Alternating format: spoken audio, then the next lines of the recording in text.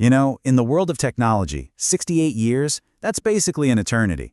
But there's this one programming language, born way back in 1957, that isn't just hanging on. It's right at the cutting edge of science and engineering.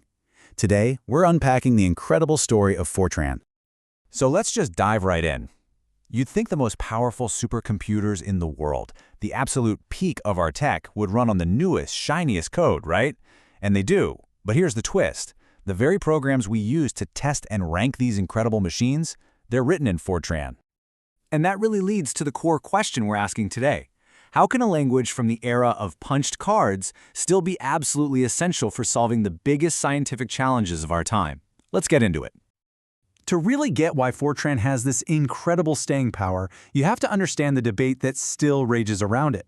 For some, it's an ancient relic. For others, it's an unbeatable powerhouse.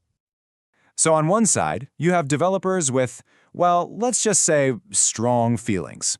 This Reddit user, after working on a project that mixed Fortran and C++, said it left them with a healthy hatred for Fortran programmers. Their argument, the language just encourages bad habits and leads to messy, impossible-to-maintain code. But for every person who can't stand it, you'll find someone who defends it to the hilt. As another user points out, Fortran is alive and well in really critical fields like weather simulation and computational fluid dynamics. You know, the stuff that lets us model airflow over a jet wing. It's especially crucial at places like NASA and the Department of Defense. This little exchange pretty much captures the entire argument perfectly. Someone says, hey, Fortran was designed for this stuff. And the immediate comeback is, so was the slide rule, Grandpa. The knock isn't just that it's old, it's that it's seen as completely obsolete.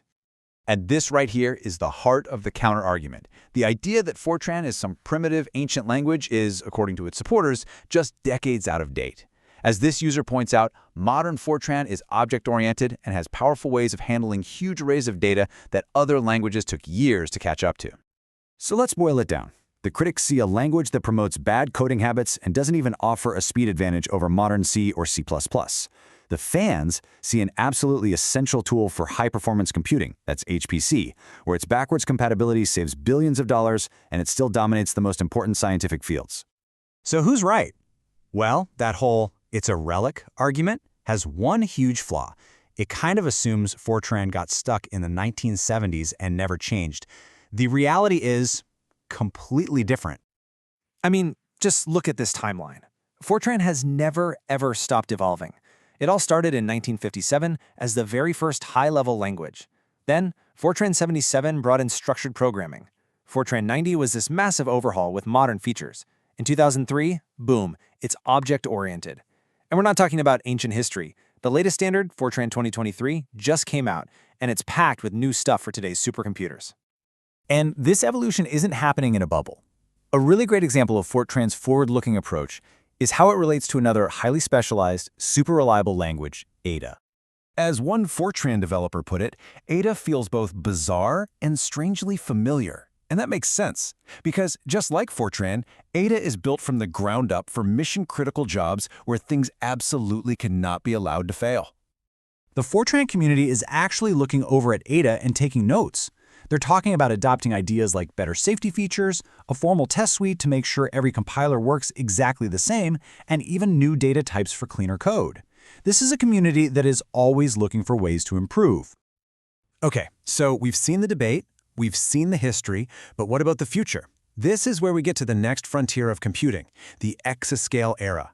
We're talking about machines that can do over a billion calculations every single second. Now, the future of Fortran isn't being decided by a few hobbyists in a basement. We're talking about major players like the Oak Ridge Leadership Computing Facility, home to some of the fastest computers on Earth. They're actively involved in steering the language because they rely on it to do their world-changing science. Want a perfect example of how modern this language is? Okay, so supercomputers use thousands of processors all working at once. To handle that, Fortran introduced a feature called coarrays. It's basically a simple, elegant, built-in way for one processor to grab data from another. It's an elegant solution to a ridiculously complex problem. And none of this happens by accident. It's all managed by a formal standards body, INSITS.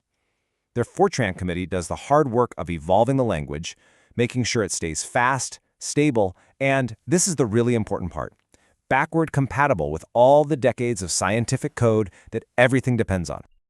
And the work doesn't stop. They are already hammering out the details of the next standard, right now called F22Y, and they're planning major new features like generic programming, which is going to make the language even more powerful and flexible for developers.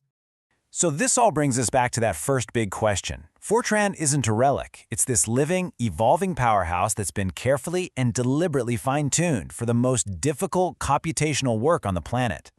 The story of Fortran really makes you wonder, maybe the right question isn't how can an old language survive? Maybe it's this: could the future of science be written in a language from the past? It seems like for the scientific community, the answer is a clear and resounding yes.